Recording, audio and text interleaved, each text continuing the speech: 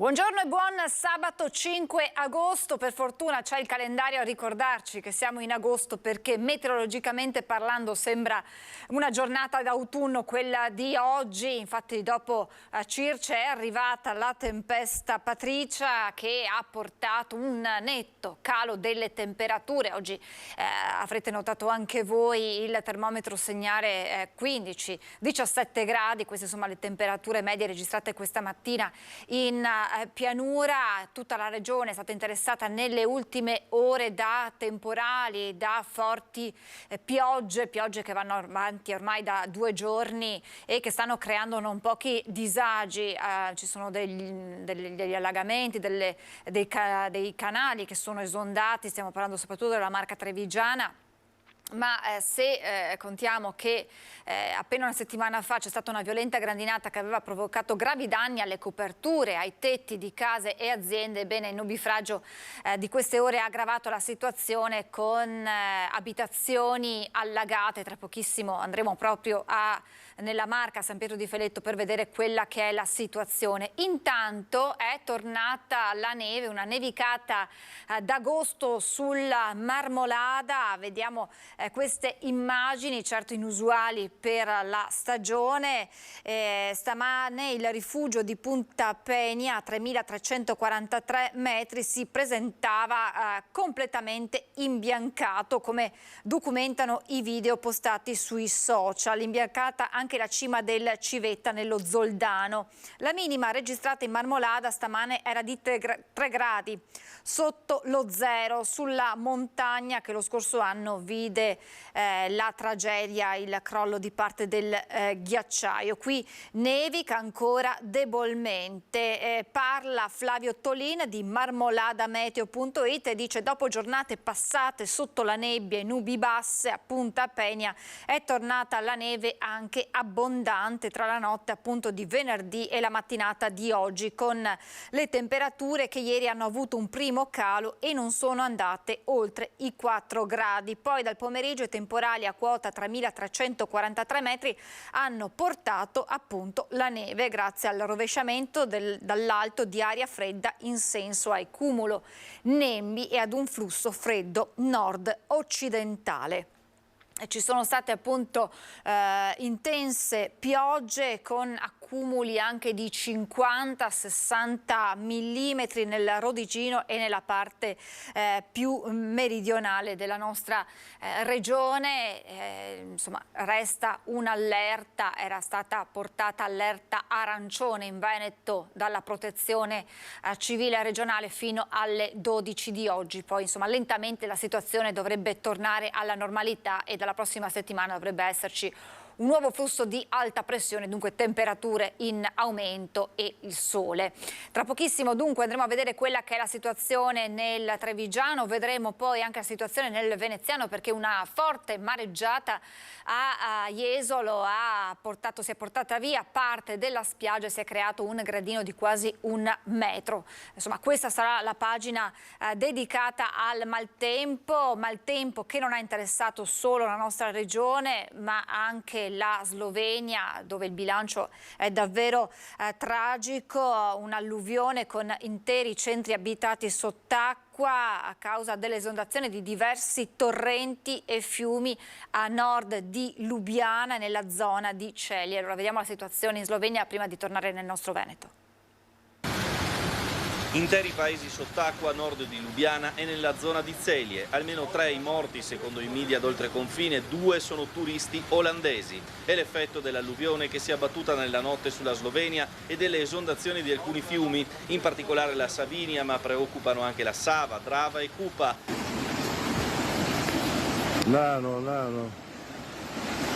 Letita strano. Dichiarato lo stato d'emergenza e mobilitato l'esercito, 12.000 le utenze senza energia elettrica. A Menges, comune a 20 km a nord di Lubiana, i vigili del fuoco hanno evacuato un asilo e salvato 22 bambini. Situazione drammatica nei piccoli centri come Kamnik, dove le persone sono state invitate a non lasciare le proprie case. In molte altre frazioni invece sono stati fatti evacuare dalla polizia.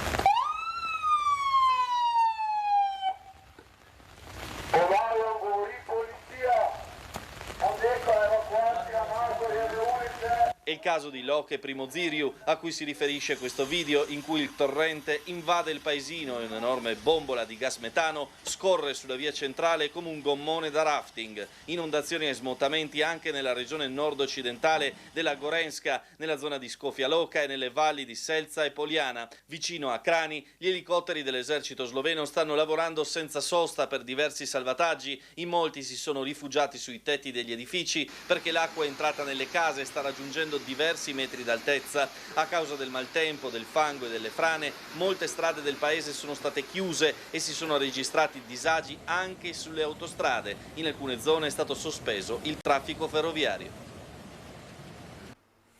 Questa è la drammatica situazione in Slovenia, fortunatamente situazione molto meno grave nella nostra regione, ma sicuramente i nubifragi delle ultime ore hanno creato molti disagi e problemi a diversi cittadini, come è accaduto nell'abitazione di una coppia di anziani a San Pietro di Feletto, dove si trovano per noi Alberto Pivetta insieme a Edi Caliman, insieme all'assessore alla protezione civile Cristiano Botteon del comune di San Pietro di Feletto, vigili del fuoco e anche il proprietario dell'abitazione interessata da questo problema non da poco. Buongiorno Edi, raccontaci tutto. Buongiorno Francesca e buongiorno ai nostri telespettatori. Sono appunto in compagnia di Alberto Pivetta sotto la pioggia, come vedete, ancora abbastanza scrosciante, che ha colpito soprattutto il territorio dell'Alta Marca. Da ieri pomeriggio continua a piovere. Siamo in via Provera, frazione di San Pietro di Feletto, precisamente a Rua, dove è in corso un intervento dei vigili del fuoco per sistemare un tetto duramente colpito dalla grandine degli scorsi giorni. Appunto, come dicevi, sono in compagnia del signor Giorgio Dal Colle, il proprietario di questa casa, Cristian Botteon, assessore del comune di San Pietro di Feletto, assessore alla protezione civile, e al caporeparto Stefano Zambrano dei Vigili del Fuoco, che ora ci spiegheranno un po' com'è la situazione in questo comune. Assessore, com'è il monitoraggio della situazione in queste ore? Ma in queste ore tutto sommato la situazione si è tranquillizzata. Abbiamo avuto dei problemi ieri abbastanza consistenti, perché purtroppo verso le 2 è caduta in un quarto d'ora una quantità enorme d'acqua che ha creato problemi a valle. Ovviamente acqua di ruscellamento, fortunatamente i fiumi, il Cervano e il Crevada non hanno avuto problematiche, in quanto è stato oggetto di manutenzione nel corso degli anni, però abbiamo avuto infiltrazioni d'acqua consistenti su 3 fabbricati con 30-40 cm d'acqua all'interno del piano terra. E là siamo intervenuti con la protezione civile e abbiamo fatto sostanzialmente l'intervento di bonifica delle abitazioni. Adesso la situazione è abbastanza tranquilla, speriamo smetta di piovere, perché ormai siamo un po' tutti provati. Ringraziamo i Vigili del Fuoco che hanno dato priorità a questo intervento in via Provera, dove c'era la necessità di sistemare un telo di copertura proprio per proteggere l'abitazione dei signori Dal Colle, che in questo momento risulta molto danneggiata. Ecco, passiamo infatti la parola, e mi scuso se passo davanti, grazie al caporeparto Stefano Zambrano. Che intervento state facendo in questo tetto? Purtroppo è diventato un intervento di routine in questi giorni. Praticamente viene posizionato un telo in nylon sulla copertura per far sì che impedire che entri dell'acqua. Il telo poi viene fissato con dei sacchi di sabbia, così da far sì che il vento non lo sposti, insomma. Un tetto duramente colpito dalla grandine degli scorsi giorni e che ha provocato questa notte un allagamento ai reparti superiori della casa. Esattamente, è entrata dell'acqua, fortunatamente non tantissima, però è entrata e ha creato ulteriori danni nelle mobilie dei proprietari, insomma, purtroppo. Francesca, se ci dai ancora 2 minuti, ti vogliamo portare dentro la casa del signor Giorgio per farti vedere i danni di questo maltempo e quello che poi ha provocato alla casa del signor Giorgio. Ora cerchiamo di salire le scale con cautela. Eccoci. Il piano inferiore è stato risparmiato dalla pioggia, ma appena saliamo le scale, ci raccontava il signor Giorgio, è una costruzione degli anni 50, una costruzione quindi parecchio antica, che non ha retto, come non so se Alberto, grazie alle immagini di Alberto riusciate a vedere, la grandine ha colpito duramente le tegole che ci raccontava il signor Giorgio hanno circa 70 anni, difficili anche poi da ritrovare per riparare il tetto. In ogni caso l'intervento dei vigili del fuoco sta mettendo in sicurezza appunto il tetto. Noi entriamo nella camera da letto dove ancora gocciola la pioggia che questa notte poi ha allagato per circa 20 centimetri la casa, poco meno insomma, e che ancora, come vedete, il pavimento è bagnato e c'è una situazione insomma di disagio in casa. Il signor Giorgio ci diceva avevo libri, avevo cose di valore anche regalate che ovviamente sono andate sostanzialmente distrutte. Francesca, da San Pietro di Feretto per ora è tutto. Se non hai domande io ti restituirei la linea. Grazie davvero Edi e grazie ad Alberto Pivetta per questo reportage che rende l'idea. Insomma, abbiamo visto bene le immagini della copertura del tetto di questa abitazione e così in molte altre zone che erano state colpite lo scorso 25 luglio dalla violentissima grandinata che aveva interessato gran parte del quartiere del Piave nella Marca trevigiana. Coperture, tetti che erano stati appunto distrutti, era stata messa una copertura provvisoria strappata via poi dalle forti raffiche di vento delle scorse ore, accompagnate proprio dai nubifragi che avete visto hanno causato questi ulteriori danni all'interno di abitazioni e aziende. Dalla Marca trevigiana ci spostiamo nel veneziano perché, come vi ho anticipato, c'è stata una violenta mareggiata che si è letteralmente mangiata parte della spiaggia e si è creato un gradone di circa 1 metro. Vedo il nostro Filippo Fois insieme a Sandro Ponchio insieme al sindaco. Buongiorno Filippo, a te la linea. Buongiorno Francesca, buongiorno ai telespettatori di Antenna 3. Detto bene, accanto a me c'è il sindaco di Jesolo, Christopher De Zotti. Qui il gradone non esiste più, diciamo, è stato già ripianato, vedete che ci sono le macchine che hanno lavorato per ripristinare la situazione. Certo che però il danno c'è stato. Beh, assolutamente sì, ovviamente la situazione è complessa perché nonostante siamo abituati al fatto che durante la stagione possono succedere questi eventi, quest'anno è successo un po' prima del solito e quindi ci ha colti un po' impreparati. Tuttavia il messaggio che vogliamo dare è proprio questo: i nostri operatori sono bravissimi in questo chilometro di spiaggia interessata e sono messi al lavoro in queste ore, lo saranno anche nei prossimi giorni quando sono previste ancora delle alte maree per rendere fruibile la spiaggia. Quindi il gradino sostanzialmente non esiste, è stato reso più dolce la battigia, quindi la spiaggia è fruibile, c'è qualche ombrellone in meno perché ovviamente finché non sarà sedata la situazione bisognerà garantire che l'acqua non arrivi ai piedi dei turisti, però il messaggio è proprio questo, quindi siamo al lavoro e la spiaggia è fruibile. Naturalmente poi bisogna fare i conti con il tempo, oggi è una giornata un po' così, però insomma si rimetterà anche quello. Sì, siamo abituati, in questi anni abbiamo molto lavorato per creare anche delle alternative al sole e al mare, quindi anche giornate come queste che non sono propriamente da Tintarella, comunque la città ha una rete commerciale, ha un museo, ha tante attrazioni, quindi i nostri turisti se la possono godere tranquillamente. Il 2022 è stato un anno trionfale per la costa veneta, con dei numeri che avevano superato anche il pre-pandemia, il 2019, quest'anno diciamo le previsioni erano molto alte, poi sono stati un po' riveduti al ribasso. Sì, è un anno particolare perché l'inverno scorso sembrava questa stagione fosse addirittura migliore del 2022. In realtà l'inizio è stato un po' così, ma poi ci siamo ripresi, in questo luglio-agosto comunque sta andando bene, la coda sarà positiva, quindi contiamo che sia una buona stagione anche questa, ovviamente compromessa sia dal lato consumatori che dal lato operatori dall'aumento dei tassi di interesse, e questo incide molto sia sui margini delle aziende sia sulla capacità di spesa dei nostri turisti. Con noi c'è anche Antonio Facco, che è presidente di Confarenili, del consorzio Confarenili, e volevo chiederle quanti chilometri di spiaggia a Jesolo e quanti sono stati toccati dall'ultima mareggiata. Allora, sono 15 chilometri di spiaggia e devono essere toccati circa 1 chilometro di spiaggia dall'erosione, dal maltempo. Avete paura per il futuro? Si parla molto di cambiamenti climatici, per cui diciamo c'è un'allerta. Sì, certo, la paura c'è perché vediamo tutti i giorni delle catastrofi che ci sono, però insomma siamo molto fiduciosi e siamo sicuri che l'amministrazione intavolerà un discorso che è già avviato con la Regione per risolvere i problemi in maniera strutturale. Totale quanto si è mangiato il mare in quest'ultima occasione?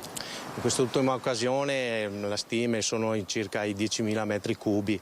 Il tratto di Arenile che è interessato è da Piazza Europa a Piazza Torino, come detto, insomma circa 1 chilometro di spiaggia. Ecco, si è parlato della regione e in effetti qui per fare qualche cosa c'è bisogno anche dell'aiuto naturalmente di Venezia. Beh, direi proprio di sì, sia da un punto di vista di competenze, perché la competenza poi della difesa idraulica del territorio è della regione, ma anche dal punto di vista finanziario. Noi ogni anno, il dato ultimo del 2022-2023 è di addirittura quasi 600.000 euro che noi investiamo annualmente per il ripascimento meccanico, quindi per spostare la sabbia da una parte all'altra e rendere fruibile le zone che sono un po' più interessate all'erosione. Ovviamente più di così facciamo fatica a fare, ma è anche necessario mettere giù un progetto definitivo. Stiamo reperendo i fondi anche con il rinnovo delle concessioni, quindi contiamo fra qualche mese di avere una dotazione di qualche milione di euro con la quale insieme alla regione mettere giù un piano d'azione per superare o perlomeno limitare molto questi disagi. Ecco, tra i metodi di difesa, quello più estremo di cui si era parlato era stato addirittura di creare una barriera in maniera che il mare trovasse diciamo un ostacolo e non potesse sfogare qui sulla spiaggia. È fattibile un'opera del genere? Allora è molto difficile intervenire con queste strutture permanenti, perché ovviamente non sappiamo poi dopo il risultato finale, anche perché dobbiamo pensare a tutta la costa veneta, e quindi magari per salvaguardare la nostra dopo magari si potrebbe andare a danneggiare quelle delle altre, quindi bisognerà un attimino fare degli studi, come sono già stati avviati anche dalla regione che ha siglato l'accordo con una ditta olandese, insomma, per fare proprio uno studio appropriato per la costa veneta, per la fattibilità esattamente di questo studio qua, insomma. Allora, noi siamo con Christopher De Zotti, che è il sindaco di Jesolo, e con Antonio Facco, però abbiamo anche, io lo chiamerei qui il proprietario di questo consorzio, di questo stabilimento balneare che è Torino 1. Che cosa significa per lei quello che è successo l'altro giorno, la mareggiata, dal punto di vista economico?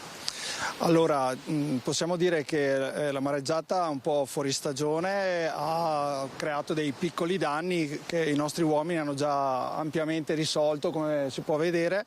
Verrà tolto, speriamo provvisoriamente, qualche ombrellone, qualche lettino, però già da oggi pomeriggio o da domani, se le condizioni lo permetteranno, siamo in grado di accogliere i turisti come sempre, insomma. Quindi... Quanti fili ha perso, diciamo, rispetto a prima? Ma un paio di file da inizio stagione, però insomma alla fine i servizi per i turisti sono sicuramente attivi e operativi al massimo. Posso chiederle se ci sono dei precedenti nella sua attività di situazioni di questo genere, cioè di perdere un paio di file di ombrelloni? Sì, negli ultimi anni si è verificato, quando è stato modificato l'andamento della spiaggia con questi pennelli a mare, ha cominciato un lento fenomeno di erosione che adesso con le istituzioni e l'amministrazione in primis stiamo affrontando per avere degli interventi strutturali.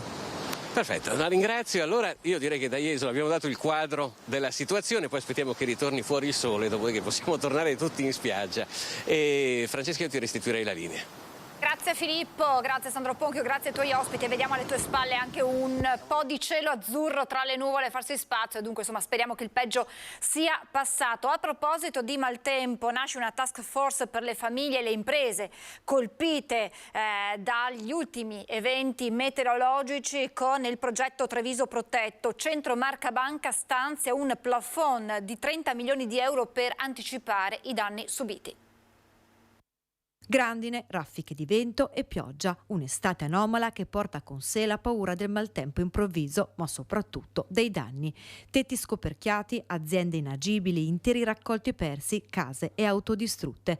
Un'emergenza che ha visto in pochissimi giorni la costruzione di una vera e propria task force con il progetto Treviso Protetto. Una straordinaria iniziativa di un modello Treviso che vede ancora una volta Centro Marca Banca, Comune di Treviso, associazioni di categorie e confidi uniti per garantire un servizio, in questo caso un microcredito, a tutte quelle aziende, quegli artigiani e quei cittadini che hanno subito dei danni e che magari proprio a causa di questi danni oggi si vedono limitati nel lavoro o nel quotidiano. Capofila del progetto Centro Marca Banca con lo stanziamento straordinario di 30 milioni di euro, un plafond per anticipare ad aziende e famiglie del territorio i costi dei danni subiti. Ci si rivolge al Centro Marca Banca oppure all'associazione di categoria di appartenenza, se non al Confidi, ovviamente con diciamo, la documentazione necessaria sempre una pratica di fido con l'attestazione dei danni subiti e dei preventivi.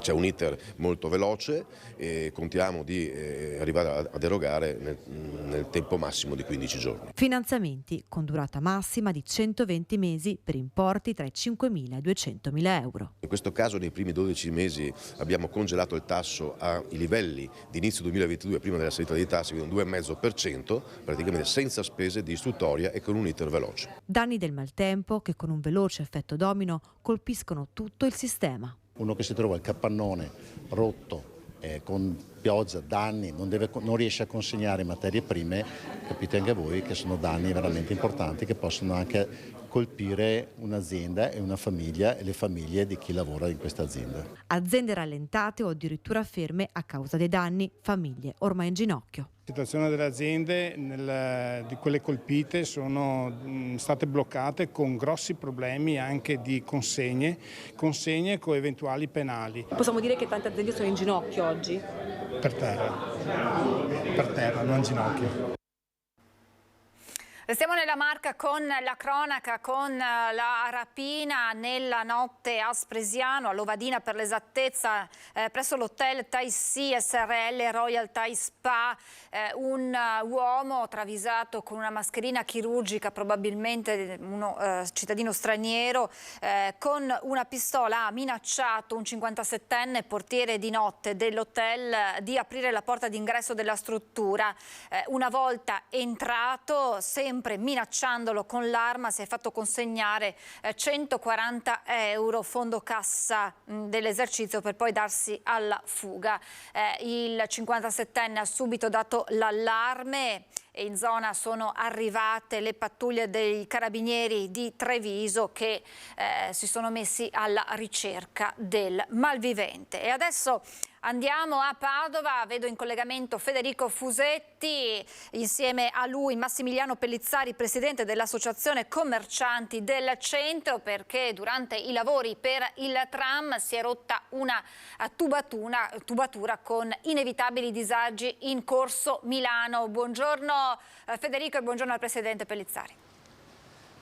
Buongiorno a te, buongiorno ai telespettatori. Siamo in Corso Milano a Padova, dove ieri sono iniziati i lavori per il tram, insomma così per semplificare, cioè i lavori per posare la rotaia e poi tutto quello che serve, spostare ciò che c'è sotto all'asfalto, e in questo frangente è stata anche rotta una tubatura dell'acqua durante i lavori, e quindi insomma i primi disagi che arrivano. Massimiliano Pellizzari è presidente dell'Associazione Commercianti del Centro, tra l'altro insomma, la sua attività è proprio a pochi metri da dove è successo questo. Cominciate già a essere un po' preoccupati, se inizia così non è che vada benissimo. Vabbè, in realtà noi eravamo preoccupati anche prima, perché quando si apre un cantiere in Corso Milano, che è la direttrice principale di accesso al centro, al comparto piazze, c'è sempre da essere preoccupati. Avevamo chiesto all'amministrazione comunale di far presto, perché è vero che siamo i primi di agosto e ieri in realtà non abbiamo avuto, come dire, notizie di problemi particolari di traffico, però dobbiamo anche renderci conto che tra 15-20 giorni la musica cambia, siamo in procinto della riapertura delle scuole, i commercianti ovviamente tornano ad essere operativi, tornano dalle ferie, e poi abbiamo anche un altro grande problema, che è quello dei corrieri, perché i corrieri, non dimentichiamoci, per consegnare la merce parcheggiano tante volte con le 4 frecce in mezzo alla strada, perché non ci sono parcheggi, a contrario di chi invece sostiene che parcheggi ce ne sono. E quindi siamo molto preoccupati. Ieri c'è stata questa rottura che ha provocato danni anche abbastanza significativi, perché l'acqua poi si è intrufolata all'interno delle bocche di lupo, delle feritoie, e quindi ha creato molti danni alle cantine, ai garage, ai residenti, che ovviamente avevano tutta la merce ovviamente sistemata all'interno di questi scantinati. E durante il sopralluogo c'è stato anche il sindaco Giordani che è arrivato e che, diciamo, al quale abbiamo ricordato e l'abbiamo invitato appunto di garantirci dei tempi certi e soprattutto di cercare ovviamente di impattare il meno possibile, perché capiamo che per la realizzazione del tram c'è la necessità di come dire, spostare tutti i sottoservizi.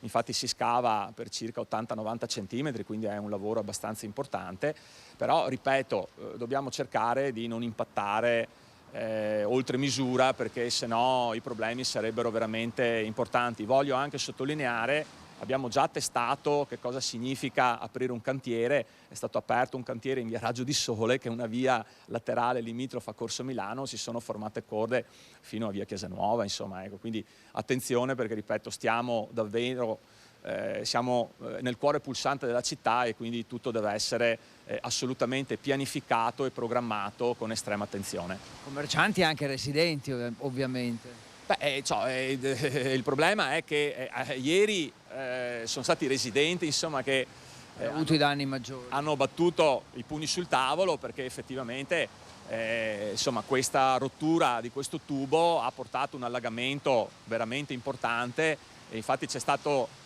un intervento immediato da parte dei funzionari, ovviamente, e degli operai dell'acquedotto, che hanno dovuto chiudere le tubature, e tra l'altro i palazzi, perché sono palazzi, non sono case, quindi voglio dire, stiamo parlando di centinaia di persone, sono rimaste senza acqua, credo almeno per un paio d'ore. Ecco, infatti poi dopo in serata ovviamente è stato tutto ripristinato, insomma il timore è che questi episodi si possano ripetere nei prossimi giorni, quindi il grido d'allarme vostro è proprio quello: tempi certi, e cerchiamo insomma di limitare al minimo i disagi. Bene, da Corso Milano è tutto, grazie a Massimiliano Pellizzari. Vi restituisco la linea. Grazie a Federico e grazie al Presidente Pellizzari. Torniamo alla cronaca, ma ci spostiamo nel Vicentino. È stato arrestato dalla polizia un rapinatore straniero che aveva derubato un italiano 10 anni fa. Il criminale aveva organizzato una trappola per isolare la sua vittima. È finito in carcere il latitante di origini romene di 27 anni che aveva rapinato un italiano nel 2013. A rintracciarlo a Caldogno gli uomini della squadra mobile che lo hanno arrestato. Su di lui pendeva una condanna di 4 anni e 6 mesi emessa dalla Corte d'Appello di Venezia per una rapina a mano armata commessa con altri 2 complici nella zona di Ponte Alto.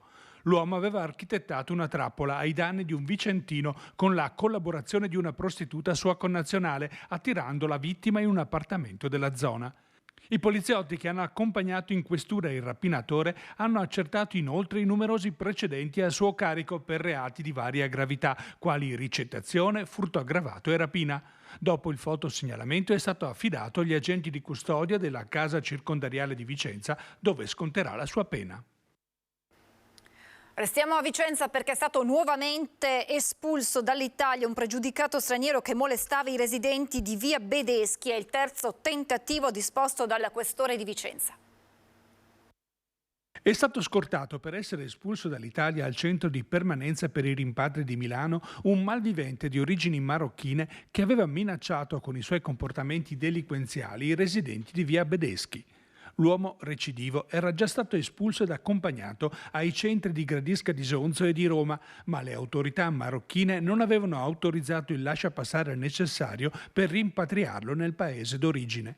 Lo straniero, alla fine di luglio, era tornato quindi a stazionare in quartiere, di fronte ad un supermercato con il solito atteggiamento molesto, a creare ancora pericolo e disagio per i cittadini. La notte poi trovava riparo a Monteberico. A carico del malvivente numerose condanne e ammonimenti per vari reati. Più volte era stato denunciato per ubriachezza molesta, violenza privata e minaccia. Per una rapina aveva scontato la pena nel 2013 nel carcere di Trento. Il questore, considerandolo una minaccia per l'ordine e la sicurezza pubblica, lo ha nuovamente espulso. Ci fermiamo per qualche minuto di pubblicità e poi torniamo con nuove notizie e parleremo di bracconaggio, ma di bracconaggio ittico. Restate con noi tra poco.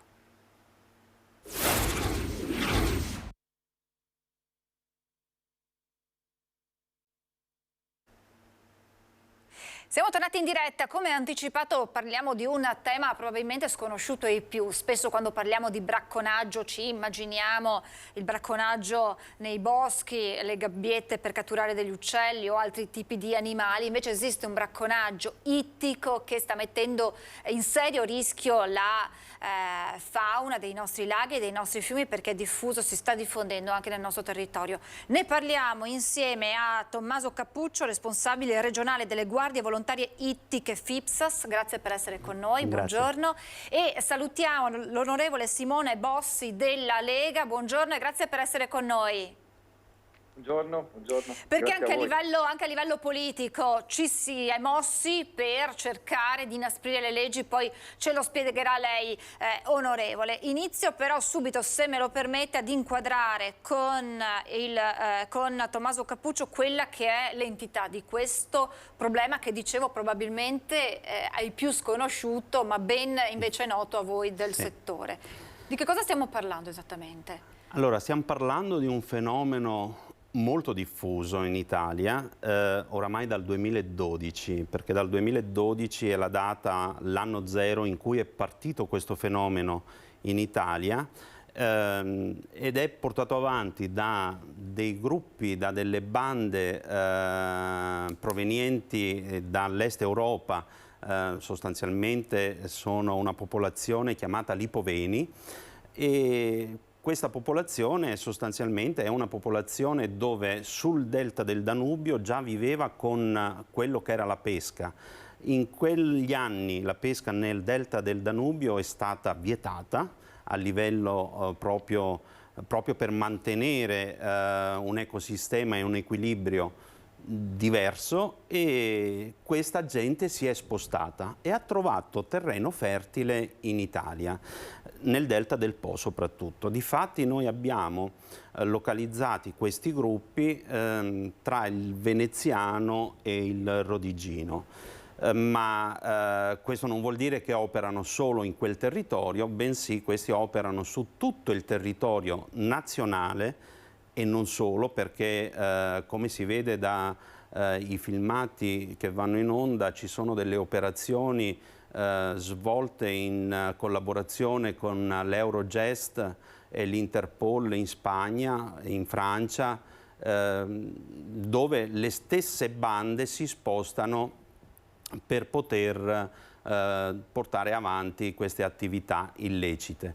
Parliamo di molti quintali di pesci, perché è stimato intorno ai 200 quintali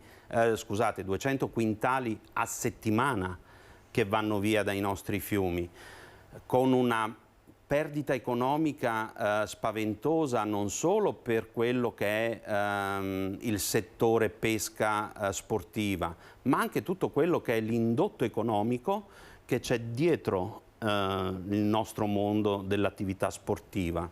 Si parla di 3 miliardi di euro all'anno, non di qualche lira. Quindi è tutta un'attività che viene fatta in maniera illecita.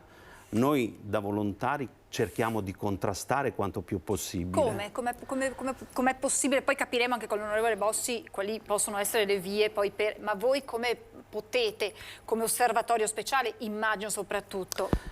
Soprattutto noi, essendo dislocati come federazione su tutto il territorio nazionale, abbiamo delle varie sedi a livello provinciali, e all'interno di queste sedi viene costituito un gruppo di guardie ittiche volontarie. Sono guardie ittiche comunque riconosciute da un regio decreto un po' vecchiotto, ma comunque con poteri di polizia giudiziaria.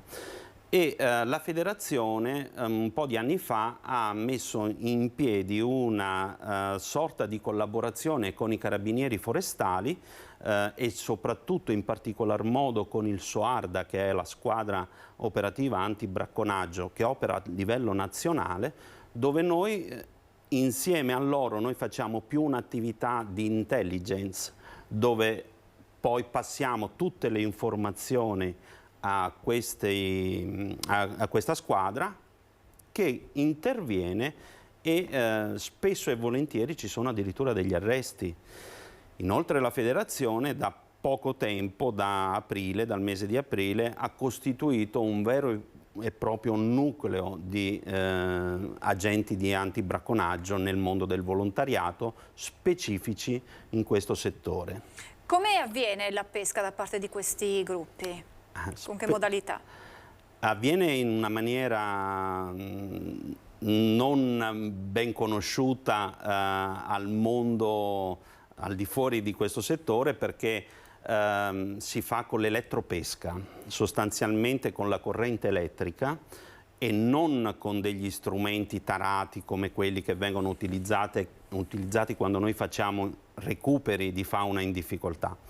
Praticamente è collegato a delle batterie di camion o macchine, buttano i cavi in acqua o questo attrezzo e quello che c'è nell'area, nelle vicinanze, muore tutto. Raccolgono il pesce nei sacchi e questi sono i risultati. Quindi pescano pesce morto? Pescano pesce che poi dopo viene anche portato al di fuori del nostro territorio nazionale, perché per lo più parte verso la Romania, e in condizioni igieniche pietose. Cioè, è assurdo vedere determinate cose e pensare che poi dopo c'è qualcuno che mangia questo pesce. Spesso troviamo anche sugli scaffali dei nostri supermercati. È un pesce non pregiato, è un pesce che in Italia non viene consumato normalmente. Eppure troviamo queste situazioni. Onorevole Bossi, il quadro che ci ha fatto Tommaso Cappuccio è davvero un quadro inquietante. Tanto più l'ultima frase che ci ha detto, li possiamo trovare anche sugli scaffali dei nostri supermercati. A livello politico, lei appunto nella precedente legislatura aveva presentato la modifica ad un disegno di legge. Esattamente che cosa prevede, che passi avanti sono stati fatti, se sono stati fatti in questo senso? Allora, c'è da fare un attimino un collegamento. Prego. Perché la pesca professionale è quella che permette di importare o esportare questo pesce dall'Italia. Quindi cosa succede? Che queste bande organizzate attraverso licenze di pesca professionale fatte in qualche modo riescono ad arrivare ai mercati ittici per poi far uscire il pesce dal paese, perché diversamente non sarebbe uscito. Noi siamo andati a colpire proprio, cercando di fare una legge che andasse a colpire proprio questa situazione, perché ci sono pescatori professionali di professione, che sono persone serie, che hanno attività serie e che fanno il loro lavoro correttamente pescando con i metodi consentiti, e poi invece ci sono persone che si mascherano da pescatori professionali e poi invece vanno a delinquere, come abbiamo visto nelle immagini e come giustamente ha raccontato Tommaso. Quindi noi abbiamo cercato di colpire quelle persone che andavano a screditare la categoria dei pescatori professionali seri e che cercavano di far lucro in questa maniera. E quindi abbiamo fatto questo disegno di legge che adesso si chiama il disegno di legge 316, prima era il mio disegno di legge. Cosa va a fare? Va a vietare la pesca professionale in quelle aree ancora d'Italia dove è consentita, perché ricordiamo che la pesca professionale in Italia è consentita ancora in 6 regioni e non su tutte. Perché è consentita in 6 regioni? Perché sono le regioni in cui c'è il contatto tra le acque salse, salmastre e le acque interne. Quindi in questi spazi di porzione di fiume si riesce ad innescare ancora la pesca professionale fatta in questo modo. Noi abbiamo colpito i pescatori di professione che non rispettano le regole, abbiamo cercato di salvaguardare tutti gli altri, perché ripeto sono categorie di persone serie che vanno avanti a fare il loro lavoro e giustamente vanno salvaguardati, però ci sono anche quelli che andavano fermati. Abbiamo raddoppiato le sanzioni, le abbiamo portate da 1.000 a 6.000 e da 2 a 12.000 euro di sanzione. C'è l'arresto immediato, c'è il sequestro dei mezzi e dei natanti, proprio per cercare di fermare questo fenomeno che sta prendendo sempre più piede nel nostro paese e che sta mettendo in difficoltà un settore che comunque è un settore che dà dei punti di pila anche interessanti e che comunque sviluppa un turismo interessante, perché la pesca in Italia sviluppa anche un discorso turistico altissimo. L'iter di questo disegno di legge? E allora, questo disegno di legge la volta scorsa è passato all'unanimità al Senato, poi si è arenato alla Camera poi è ripartito, e nel momento in cui è ripartito è caduto il governo per la terza volta e abbiamo finito il suo percorso. Ad oggi l'abbiamo ripresentato, si chiama disegno di legge Bergesio, è in commissione, ha finito l'iter di audizione e dovrebbe essere discusso il 6 settembre in commissione per poi finire in aula e poi essere trasmesso alla Camera. Però essendo già un disegno di legge che ha avuto delle discussioni, essendo un disegno di legge che ha già avuto un iter abbastanza veloce e importante, non credo che questa volta ci dovrebbero essere grandi problemi, perché ripeto, è stato già affrontato, già stato sviscerato, abbiamo già trovato gli accordi con le associazioni di categoria e quindi stiamo cercando di chiudere il prima possibile, perché ne hanno bisogno un po' tutti quanti, ecco. Dalle guardie ittiche ai carabinieri forestali che ci danno una grossa mano e che hanno bisogno anche loro di strumenti per poter lavorare, ma soprattutto al settore. C'è il bisogno di fare in fretta, perché è necessario, insomma, normare con quello che è previsto da questo disegno di legge tutto questo fenomeno così preoccupante, onorevole Bossi. Sì, anche perché sono bande organizzate con metodi anche mafiosi, cioè li vediamo, io ringrazio le guardie che stanno facendo tutto questo lavoro, perché stanno combattendo contro veramente gente che ha le pistole in mano, quindi non stiamo parlando di ragazzetti che vanno a raccogliere 2 pesciolini. Stiamo parlando di persone che, come avete visto nelle foto, sventolano centinaia di migliaia di euro davanti agli occhi con le pistole in mano. Quindi è un fenomeno che a me preoccupa molto, del quale me ne sono fatto carico e voglio continuare a farmene carico. Grazie a Dio ho ancora questa opportunità e sto cercando di portarla avanti e di chiuderla, perché fino ad oggi c'è stato poco interesse per i pesci e per questo settore. Purtroppo i pesci, a differenza dei cani e degli altri animali, non fanno versi e di conseguenza colpiscono magari anche meno la sensibilità delle persone, però sono animali anche loro che necessitano di essere salvaguardati, e c'è tutto un discorso di turismo che necessita di essere salvaguardato. Ecco, quest'ultima notazione dell'onorevole Bossi, c'è un turismo che ha bisogno di essere salvaguardato e quindi c'è un indotto a cui lei faceva riferimento, certo, che rischia di fronte a questo fenomeno e alla portata di questo fenomeno. Certo, è verissimo, e noi fate conto che in Italia si muovono 2 milioni di persone con questa passione, e questi sono solo italiani. Siamo più o meno su quelle cifre. Tantissimi vengono dall'estero per poter praticare una pesca sportiva, quindi una pesca sostenibilissima, nel senso che gran parte dei pescatori sportivi, oggi come oggi, vengono per stare a contatto con la natura, visitare bei posti, fare la foto al pesce e liberare il pesce vivo, non arrecando nessun danno. Il problema è che molti pescatori evitano in questo momento di venire per la preoccupazione che c'è, o del malessere o della paura di poter incontrare queste persone. Non più di un paio di settimane fa sul Po c'è stata un'aggressione, perché questo pescatore sportivo filmava i bracconieri e gli hanno lanciato sassi, di tutto. Quindi è un qualcosa, è un fatto veramente che bisogna arginare quanto prima possibile. Qual è il rischio? Perché lei ci diceva dal punto di vista della natura, quindi della popolazione dei nostri fiumi, dei nostri laghi. Lei diceva, e abbiamo viste mentre parlava l'onorevole, le batterie che vengono usate e quindi possiamo anche immaginare la portata di quello che è poi le scariche che vengono, e lei diceva tutto quello che c'è intorno muore o comunque insomma sicuramente non sopravvive.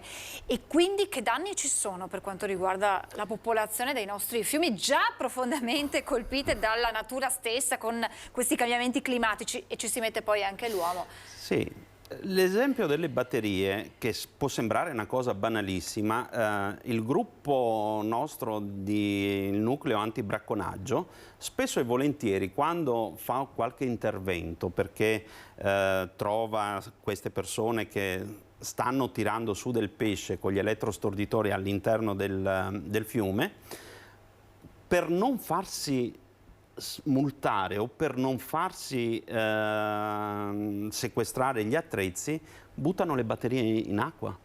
Quindi già là pensate il danno che si crea buttando... Eccole qui, grazie a Italo Morao per le immagini. Pensate buttare ogni volta, perché questa è una situazione che avviene oramai tutte le sere, tutte le notti, quindi ogni notte c'è il rischio che vadano giù 2, 3, 4 batterie per ogni notte che vadano giù in acqua. Pensate agli acidi, pensate a tutto quello che ci può essere, quindi già un rischio di inquinamento già solo da quel lato là. Ma poi vedere delle immagini con del pesce così, ripeto, è un qualcosa veramente di sbalorditivo. E che fa male anche, immagino, a chi fa la pesca sportiva nel vero senso, perché diceva l'onorevole Bossi, il cane e il gatto emettono dei suoni e quindi anche nella coscienza delle persone suscitano dei sentimenti che magari di fronte ad un pesce non sono così tanto vivi. Esatto. Noi facciamo l'esempio della regione del Veneto, dove è molto vicina anche ai pescatori. Quest'anno, solo per far delle semine attraverso un tavolo costituito, si chiama il tavolo blu della regione del Veneto, ha messo a disposizione soldi dei pescatori, perché i pescatori sportivi si sono autotassati di 10 euro in più per poter gestire quello che è la loro passione. Questi pesci vengono seminati da piccoli, quindi quest'anno 400.000 euro sono stati destinati alle semine di questi pesci, ripeto, pescatori sportivi che si autotassano, e poi vedere uno scempio del genere dove un animale del genere per arrivare a quella grandezza e a quel peso ci mette anche 20 anni. Quindi è assurdo vedere queste cose qua. Purtroppo, e ripeto, noi in Veneto abbiamo ancora una situazione buonissima con i rapporti che ci sono con le amministrazioni, e stiamo cercando di fare il possibile per arginare questa cosa. Ma pensiamo in altre regioni dove non c'è un'amministrazione così presente. È assurdo.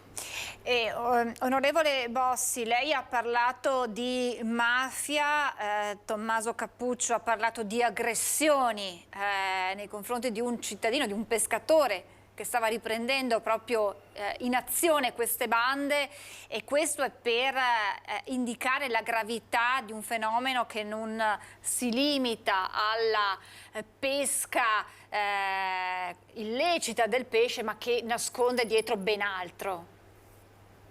Sì, sono migliaia di euro ad ogni sera che passa che questa gente porta a casa, perché poi nei loro mercati, ricordiamo che tutto nasce quando dalle loro parti hanno smesso di consentire questo tipo di attività, perché quando hanno svuotato il Danubio sono venuti da noi. Il rischio è che si vada avanti in questo passo e nessuno li ferma, svuotino anche i nostri fiumi e di conseguenza poi ci troviamo noi senza più pesci all'interno dei nostri fiumi. Però io, che sono un pescatore prima di tutto e sono innamorato del mio paese, dei fiumi che ci sono in Italia, perché ricordiamoci che i fiumi che abbiamo in Italia non ci sono da nessuna parte, non posso permettere che succeda una roba del genere. E di conseguenza ci ho messo sulla testa e ho fatto questa legge e stiamo portando avanti a colpi di testate, perché sono anni che stiamo andando avanti, questa legge all'interno del Parlamento. Certo, parlare di bracconaggio con problemi che ci sono oggi magari nel nostro paese non è facile, però è un problema che noi vogliamo risolvere, quindi andiamo avanti su questa strada cercando di portare a compimento questa legge, perché serve, è veramente, come ha detto giustamente Tommaso, quando si parla della pesca in Italia parliamo di un regio decreto del 1931. È un regio decreto che nel 2023 secondo me andrebbe aggiornato, andrebbe messo a posto, perché nel frattempo la pesca è un indotto economico da non sottovalutare, la pesca, quella sportiva intendo io in questo momento, è da non sottovalutare, perché comunque c'è un turismo, ci sono un sacco di aziende che lavorano e che ho conosciuto in questi anni che vanno salvaguardate per il bene del nostro paese, per il bene ambientale, ma anche per il bene economico. Cappuccio, voi che fate questa azione di in qualche modo segnalazione poi verso questa task force che è stata creata, c'è qualche timore tra di voi nel poter insomma, essere vittime poi di queste aggressioni? Beh, sicuramente sì, sicuramente sì. Non si fa cuor leggero, insomma, No, ecco. no, soprattutto perché noi non siamo purtroppo al margine, sul ciglio della strada, dove c'è qualche passante che magari può vedere qualcosa che può succedere durante un'attività notturna o qualsiasi cosa. Siamo in mezzo al nulla spesso e volentieri. Immaginate il Piave, immaginate il Po che ha distese d'acque enormi, quindi se succede qualcosa sei veramente in mezzo al nulla e così.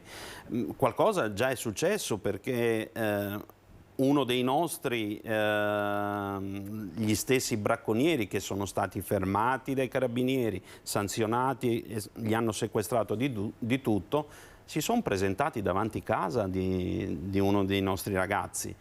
E quindi c'è la necessità oggi che questa legge passi quanto prima possibile per poter dare degli strumenti maggiori alle forze dell'ordine per fermare questo fenomeno. Ma bisogna fare delle cose realmente concrete, perché è ora di dire basta, non si può più. E in alcuni dei video si sentivano i racconti di alcuni cittadini che appunto hanno visto con i loro occhi queste bande in azione. E è importante la collaborazione anche dei cittadini che magari passando sull'argine dei fiumi vedono qualche movimento sospetto, chiaramente con la massima attenzione e precauzione, perché abbiamo capito ha colto proprio l'obiettivo, perché noi in tutti i nostri incontri diciamo sempre che il pescatore è la prima sentinella del fiume, del lago, quello che sia.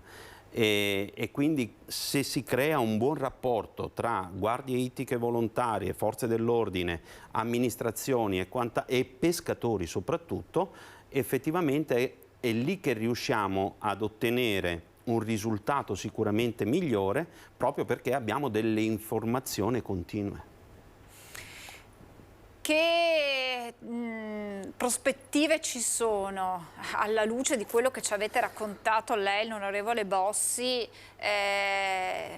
nel caso la legge non dovesse passare, dovessero esserci ulteriori stop o ritardi nell'applicazione, perché sappiamo che purtroppo spesse volte gli iter delle leggi hanno dei percorsi molto lunghi. Beh, qui può rispondere l'onorevole sicuramente, che ha sicuramente più polso in questo.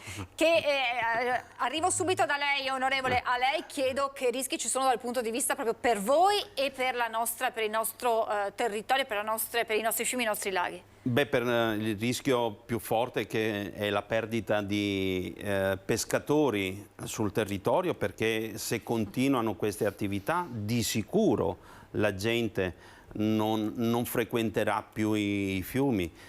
Pensate che i giovani, noi come federazione stiamo facendo uno sforzo enorme per avvicinare i giovani a una passione sana, magari distogliendogli da quelli che oggi sono i telefonini e quant'altro, e quindi cercare di portarli là. Però capisco anche un genitore che dice sì, ma con queste cose che vediamo nel video mandare un figlio lungo i fiumi diventa un po' più pericoloso, e allora sicuramente potremmo avere una perdita di frequentatori dei fiumi. Non sappiamo più, noi siamo stanchi oramai di continuare a fare questi sequestri, ripeto, tutte le notti vengono fatte queste operazioni. Siamo stanchi perché poi dopo siamo volontari, noi non percepiamo uno stipendio, e vedere che si continua a fare un sequestro e il giorno dopo queste persone continuano a fare quello che hanno fatto il giorno prima, nessuno fa niente, questo è brutto. Onorevole, non voglio essere pessimista, ma purtroppo conosciamo spesso quelli che sono gli ostacoli ai disegni di legge, e nell'eventualità siete pronti comunque ad andare avanti e a portare avanti questa vostra battaglia, anche politica?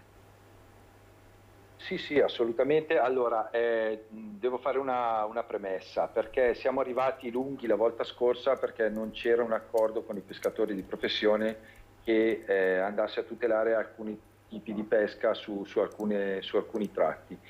Con molta responsabilità ci siamo seduti intorno al tavolo e abbiamo cercato insieme a loro, e li ringrazio di cuore, abbiamo cercato insieme a loro di trovare un punto che potesse mettere un po' tutto insieme e darci la possibilità di poter uscire da questo impasse. L'abbiamo trovato però tardi, perché purtroppo dopo 3 mesi è caduto il governo Draghi e di conseguenza non siamo riusciti a chiudere l'iter legislativo, mancavano i pareri di 2 commissioni e poi la legge era finita. Purtroppo è andata così. Sto giro l'abbiamo ripresentato subito, abbiamo trovato l'accordo subito, perché ormai il disegno di legge era fatto e di conseguenza già dalle audizioni che abbiamo fatto al Senato non abbiamo trovato proprio nessun ostacolo, anzi devo dire che dalle audizioni anche tante associazioni animaliste sto giro si sono schierate dalla nostra parte dicendo che necessita ovviamente di un risultato. Quindi sono ottimista, da buon trapattoniano non dico gatto finché non ce l'ho nel sacco, però spero che si riesca a breve a chiudere l'iter in Senato così come sta andando avanti, perché ricordo che in 4 mesi siamo già arrivati alla quasi chiusura in commissione, quindi stando così le cose dovrebbe finire in aula tra settembre e ottobre al Senato, dopodiché arrivare alla Camera ma già con l'approvazione del Senato, quindi dovrebbe, uso sempre il condizionale, essere veloce come approvazione. Benissimo, allora aspettiamo che questo disegno di legge poi diventi realtà, perché c'è bisogno di fare in fretta, abbiamo capito la gravità della situazione. Grazie all'onorevole Simone Bossi, grazie a Tommaso Cappuccio, responsabile regionale Guardie Volontarie Ittiche FIPSAS, grazie davvero per averci raccontato e spiegato meglio che cos'è il bracconaggio ittico, ma soprattutto la gravità di quello che sta accadendo nei nostri fiumi e laghi, spesse volte nascosti, perché succede di notte, succede in zone isolate, ma che sta mettendo a rischio un intero settore. Grazie ad entrambi, torneremo ad aggiornarci sperando di avere buone nuove da raccontare ai nostri telespettatori. Grazie, noi ci fermiamo per la pubblicità tra poco.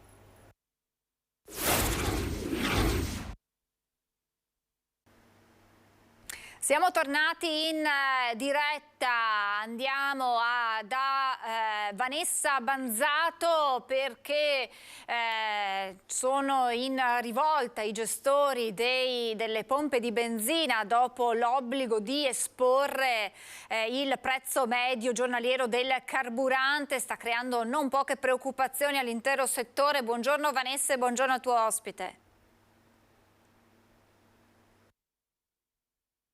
Buongiorno, dal 1° agosto è in vigore l'obbligo per tutti i benzinai di esporre prezzo medio regionale dei carburanti e il prezzo invece applicato dal distributore. Io mi trovo assieme a Flavio Convento, presidente regionale della Federazione Italiana Autonoma Benzinai, nonché vicepresidente nazionale. Che sta succedendo? Intanto vogliamo capire quanta confusione si sta creando con questo obbligo di affissione quotidiano del prezzo medio e del vostro prezzo. Ma sicuramente è molta confusione, perché come abbiamo detto spesso il prezzo non è coerente con quello che troviamo sugli impianti. Il prezzo medio regionale viene fatto da Rovigo a Belluno, quindi con dei costi di gestione e anche di trasporti diversi, quindi un prezzo alla pompa completamente diverso.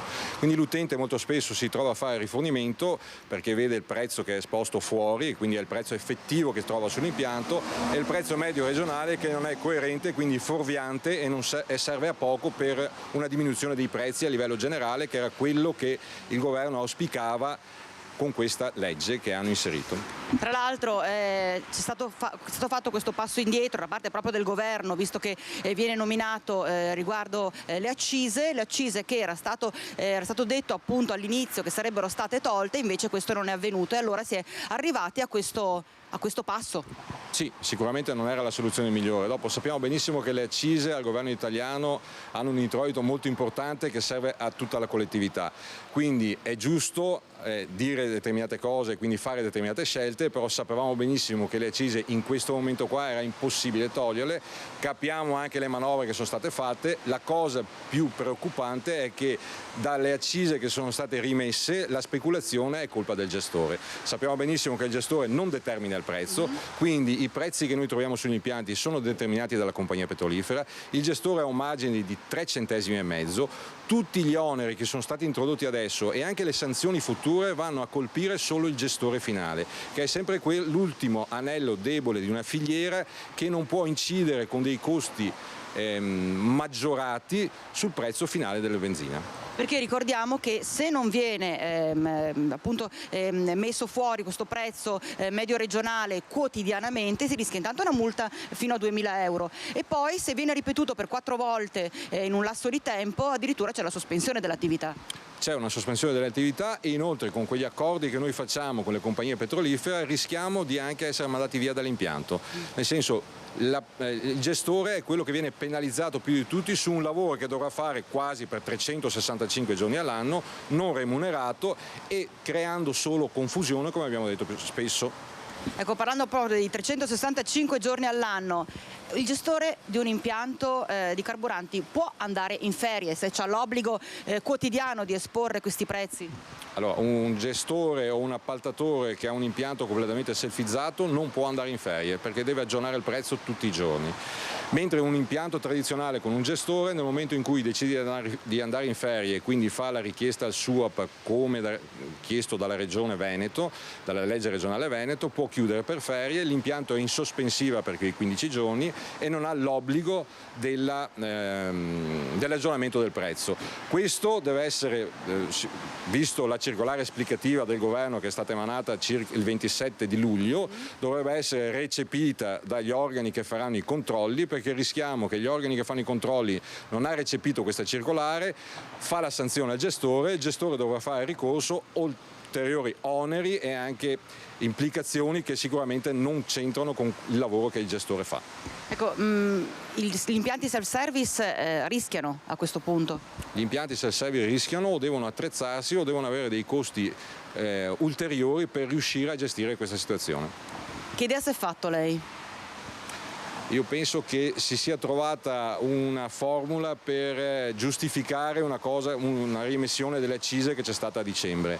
Come dicevo prima, il problema è molto più importante. Noi abbiamo fatto un incontro con il governo questa settimana qua per una riforma del settore. Noi pensiamo che la riforma del settore, quindi anche la riduzione degli impianti, noi ricordiamo che in Italia abbiamo circa 21.800 impianti, molti per quanto riguarda il nostro territorio, quindi una riforma del settore, una riduzione degli impianti, un controllo sull'illegalità contrattuale, che forse sono le basi importanti per una riduzione effettiva del prezzo, potrebbe essere la soluzione migliore. Non certo un cartello medio regionale che, come dicevo, è un prezzo fuorviante che non troveremo perché non è allineato su nessun impianto del Veneto. Bene, allora da Bassano del Grappa è tutto, io ricedo la linea allo studio. Grazie Vanessa Banzato e grazie a Flavio Convento, è un tema che continuerà a far discutere ancora a lungo questo. E torniamo alla cronaca, arrestato dalla polizia il malvivente che rubava nelle abitazioni degli anziani del Coneglianese con il pretesto di vendere loro una piantina. Si tratta di un 39enne residente a Trento ma di fatto senza fissa dimora. Un modus operandi studiato e collaudato. Il malvivente avvicinava le sue vittime, soprattutto persone anziane, nei pressi delle loro abitazioni con la scusa di vendere una piantina e richiedere medicinali o l'elemosina e poi le derubava. Non solo, perché in alcune occasioni si introduceva direttamente in casa approfittando anche di finestre aperte. Uno degli episodi contestati ha riguardato un 89enne con problemi di deambulazione che il 6 giugno scorso, di ritorno a casa, è stata avvicinata con una scusa dal malvivente che poi è riuscito ad entrare e a rovistare nella borsetta della donna sottraendole il portafoglio. Le indagini della polizia del commissariato di Conegliano e dei carabinieri della compagnia di Conegliano, coordinate dalla Procura della Repubblica di Treviso, hanno consentito di identificare il ladro seriale. Si tratta di un 39enne residente a Trento, ma di fatto senza fissa dimora, privo di attività lavorativa e con vari pregiudizi penali. È stato rintracciato a Trento nei giorni scorsi. In realtà l'identificazione è avvenuta con vari pattugliamenti che sono stati fatti in Borghese, in cui il soggetto era stato descritto molto bene dalle vittime, soprattutto con un incisivo mancante nell'arcata dentale superiore, e quindi dopo vari pattugliamenti abbiamo visto che utilizzava spesso una bicicletta da donna ed è stato appunto identificato più volte nel corso delle attività. La misura cautelare è stata disposta dal giudice per le indagini preliminari Marco Biagetti, visti i gravi indizi emersi su numerosi episodi avvenuti nel solo mese di giugno e soprattutto considerando la pericolosità sociale e l'alto rischio di reiterazione del reato. Che cosa rubava alle vittime? Quello che trovava molto spesso il portafogli con i contanti, quindi proprio per non lasciare traccia e non essere tracciato, molto spesso l'obiettivo erano i contanti. L'uomo è accusato di furti in abitazione, ricettazione e uso di carte di debito provento di reati predatori. Al 39enne sono stati contestati una decina di colpi tra San Vendemiano, Santa Lucia di Piave, San Pietro di Feletto e Conegliano. Non escludiamo che ci possano essere stati altri episodi che hanno riguardato questa persona. Ecco. Quindi le indagini continuano? Le indagini continuano, assolutamente. Parliamo di economia, agosto è il mese delle vacanze, chiudono molte aziende, si fa anche un bilancio dei primi mesi dell'anno, ma si guarda anche all'autunno e ci si chiede che autunno sarà. Per Unioncamere sarà un autunno difficile, ci sono segnali che preoccupano, proviamo a fare il punto della situazione insieme al vicepresidente di Confapi Venezia, Corrado Secchi. Grazie per essere con noi, buon sabato, benvenuto. Grazie a voi della vostra richiesta di partecipazione a questo intervento importante che riguarda appunto l'autunno caldo, che io più che caldo lo chiamerei un autunno d'arcobaleno, perché proprio oggi abbiamo una stampa alquanto complessa che mette in evidenza tutta una serie di cambiamenti che io li chiamerei epocali dal mio punto di vista, anche dal punto di vista della nostra Confapi come associazione. L'avevo detto in altre situazioni dove appunto c'è bisogno di fare degli interventi strutturali che riguarda proprio la poter mettere a disposizione delle famiglie una maggiore competitività economica che consenta loro di avere maggiore possibilità di acquisto, cosa che oggi invece sta regredendo giorno dopo giorno. È appunto quel famoso circolo vizioso di cui abbiamo parlato spesso, perché se le famiglie non hanno la possibilità, i consumi chiaramente calano e chiaramente questo ha un impatto negativo sulle aziende. Vicepresidente, proviamo intanto a capire che primi 6 mesi, 7 mesi sono stati questi del 2023 per voi.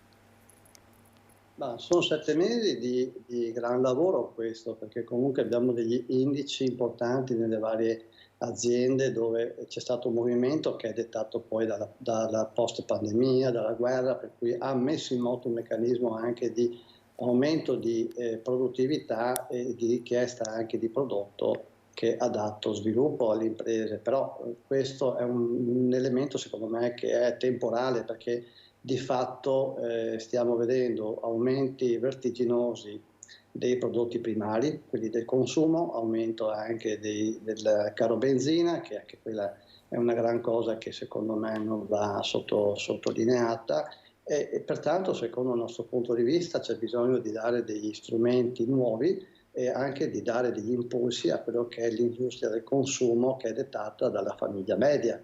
La famiglia media oggi praticamente non esiste, per cui c'è stato uno schiacciamento verso il basso di coloro che avevano anche un determinato potere d'acquisto, cosa che oggi non ce l'hanno. Dobbiamo riprendere per mano questo tipo di famiglia, perché altrimenti perdiamo in quello che è il consumo completo del nostro ciclo produttivo.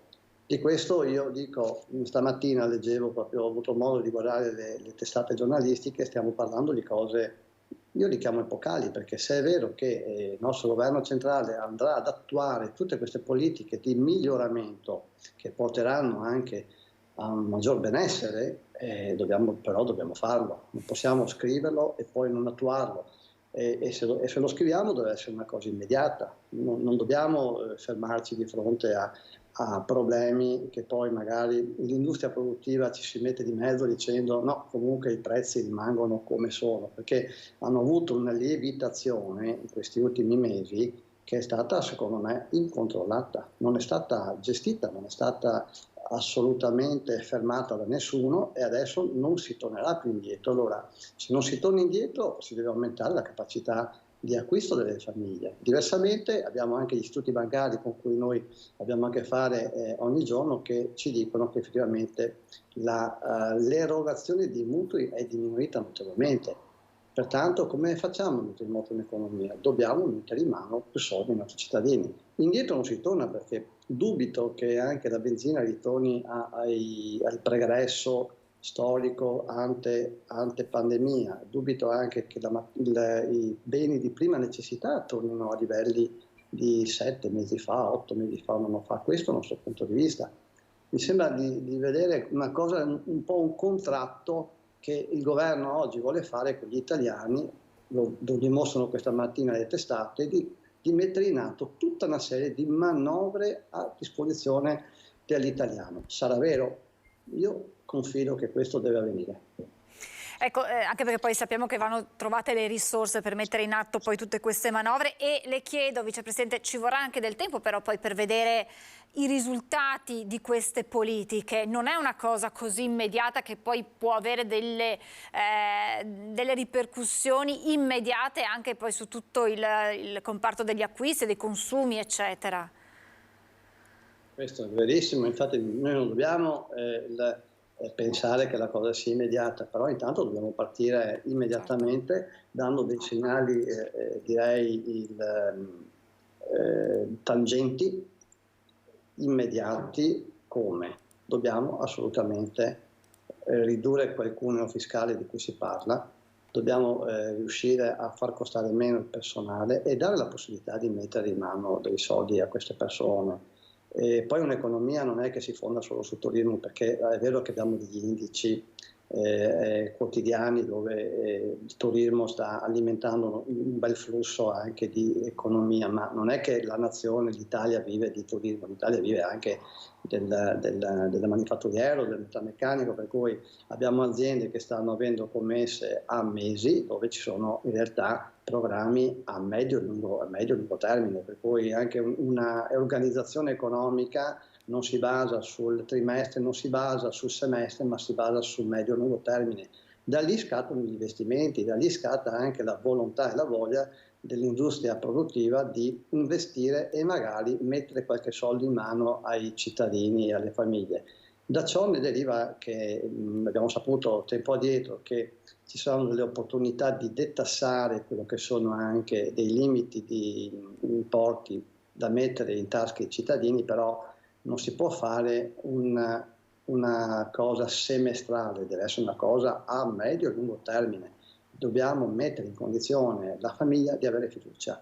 Oggi, secondo me, la famiglia vive la giornata. Nel vivere la giornata si gode quegli sprazzi di momento di libertà, le fine settimana per andare chi al mare, chi alla montagna, però poi si ritorna nel problema quotidiano, ossia far quadrare i conteggi. E far quadrare i conti familiari oggi è un'impresa, secondo me, molto molto difficile. E le aziende hanno fiducia, riescono a guardare al futuro e quindi a fare questi investimenti nel medio-lungo termine?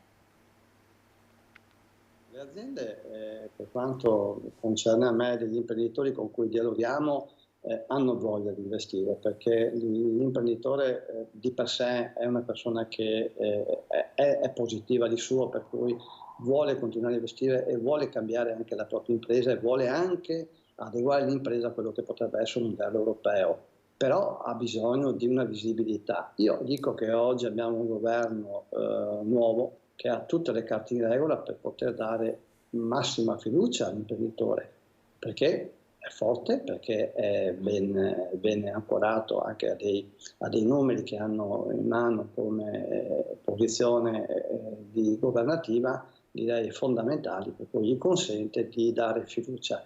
Se loro partono, se loro danno consistenza a quello che dicono, io penso che l'imprenditore senz'altro crea l'investimento, però c'è anche una questione che in questi ultimi 7-8 mesi non è sfuggita a nessuno, penso anche al comune cittadino, gli istituti bancari per il tramite della BCE hanno dovuto alzare tutta una serie di elementi del costo del denaro. Questo non fa bene perché ricordiamoci che molte imprese importanti hanno dovuto fare degli indebitamenti durante il periodo Covid. Oggi questi indebitamenti che vanno restituiti nel corso dei prossimi anni non possono costare 5-6 punti in più perché di fatto sottraggono redditività e sottraggono anche fiducia all'imprenditore, per cui anche lì qualcosa dovrebbe accadere, o c'è un intervento in ambito governativo nazionale oppure ci saranno degli investimenti molto cautelativi. Lei prima ha parlato di personale e quindi mi viene da chiederle com'è la situazione. Sappiamo della difficoltà delle aziende di trovare personale anche qualificato da inserire all'interno delle proprie realtà produttive. Allora, la questione personale è una questione che ormai si ripercuote già da qualche anno. È pur vero che abbiamo delle unità produttive inferiori alla capacità produttiva, però non è che possiamo formare personale in un anno, ci vuole un percorso formativo scolastico. Non dimentichiamo oggi che rispetto alla mia generazione non c'è persona che non va a scuola, non c'è persona che non raggiunge almeno il diploma, di conseguenza ci manca una generazione, c'è un vuoto generazionale, c'è un vuoto anche di mancanza di aver procreato.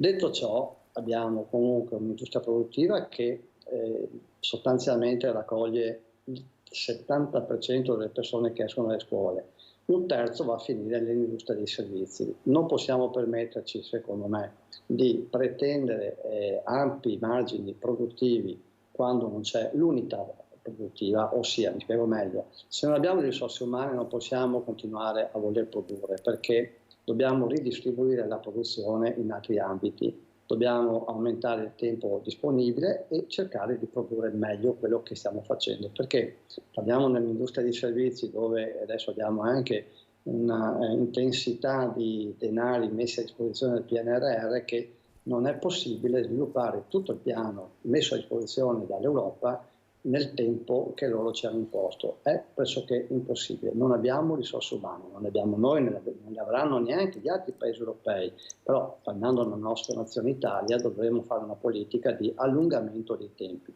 perché non c'è sia personale in ambito produzione, ma sia neanche personale in ambito di preparazione degli elementi produttivi, per cui parlo delle pubbliche amministrazioni, piuttosto che degli studi di progettazione, piuttosto che di tutto quello che potrebbe essere la produzione di una materia finita, pronta per la vendita al minuto.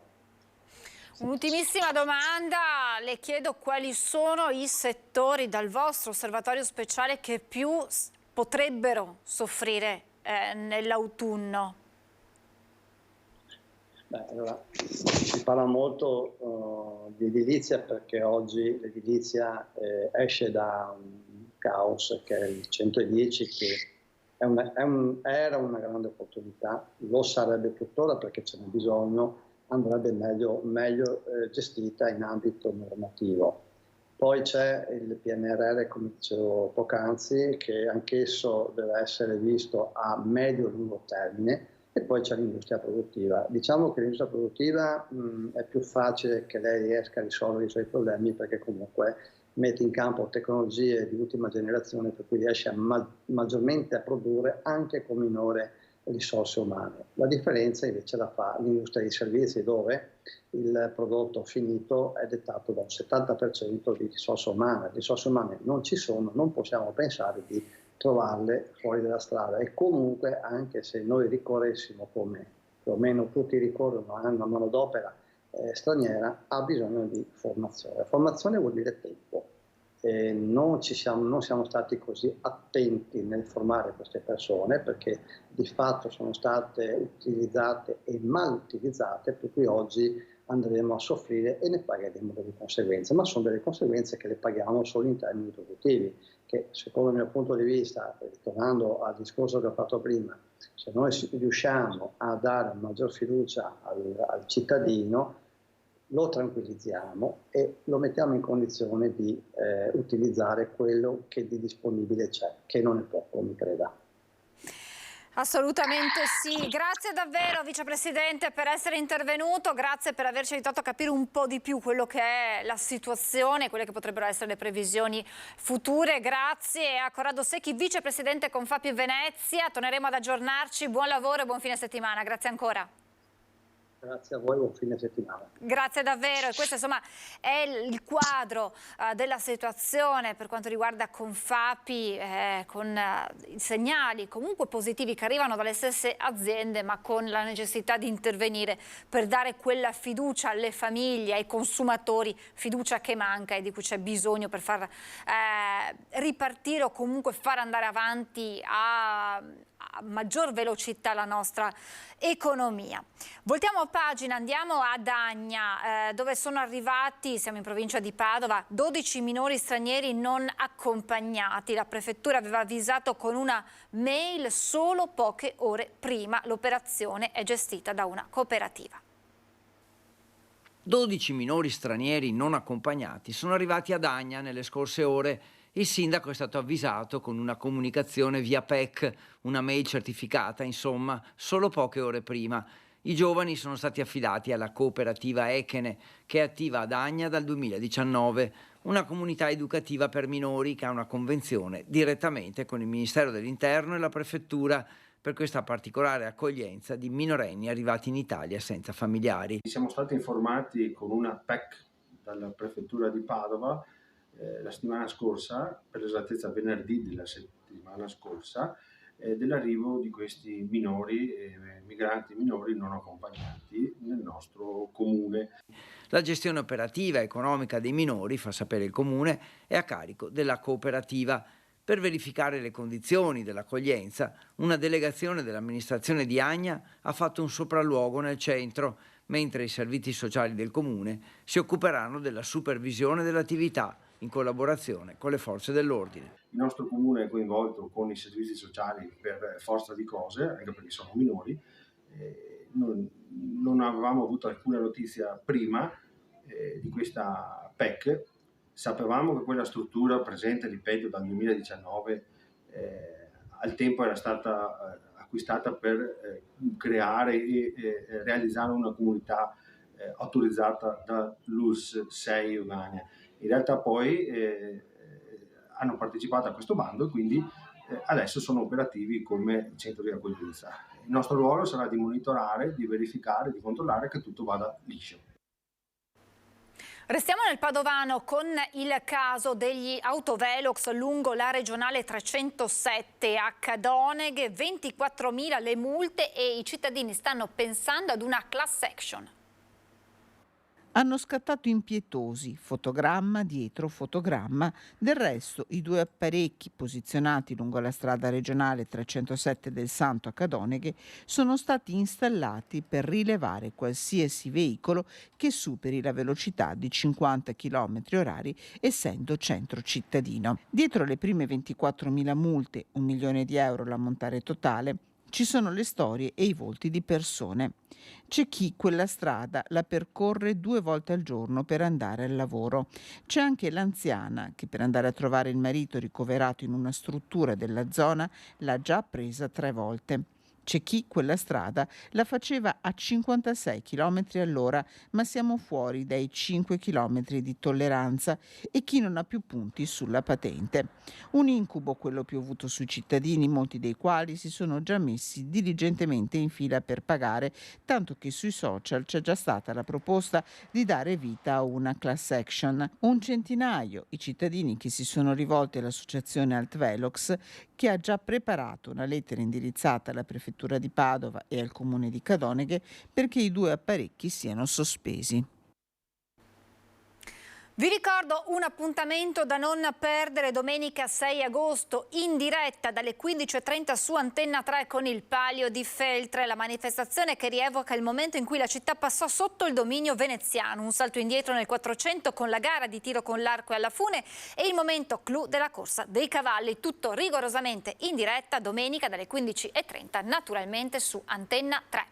Noi siamo in chiusura, vi lascio al meteo, poi la pubblicità e poi il film La leggenda dell'arciere di fuoco, la regia di Jacques Tourneur con Burt Lancaster, Virginia Maio, Robert Douglas e Aline McMahon. Dunque meteo, pubblicità e poi La leggenda dell'arciere di fuoco. Grazie per essere stati con noi, buon proseguimento naturalmente su Antenna 3.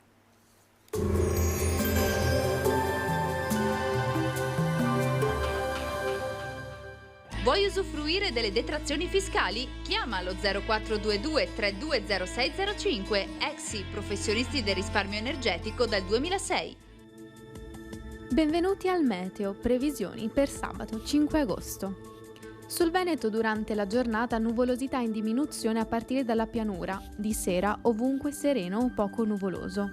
Possibilità di rovesci sparsi e locali temporali che tenderanno a cessare entro l'alba sulla pianura e in mattinata anche sui monti. Temperature in lieve diminuzione, minime tra i 17 e i 19 gradi, massime dai 25 ai 27 gradi. Sul Friuli Venezia Giulia cielo variabile con probabili rovesci e temporali sparsi fin dal mattino. Schiarite sempre più ampie a partire dal pomeriggio, anche se non è escluso ancora qualche rovescio pomeridiano. Vento moderato da nord in quota, temperature minime tra i 19 e i 21 gradi, massime intorno ai 22-24 gradi. Sul Trentino Alto Adige si prevedono annuvolamenti in mattinata con precipitazioni specie ad est, in seguito schiarite. Temperature sotto la media e venti settentrionali localmente a carattere di föhn. Temperature minime intorno ai 23 gradi, massime sui 31-32 gradi. Dal meteo è tutto, arrivederci.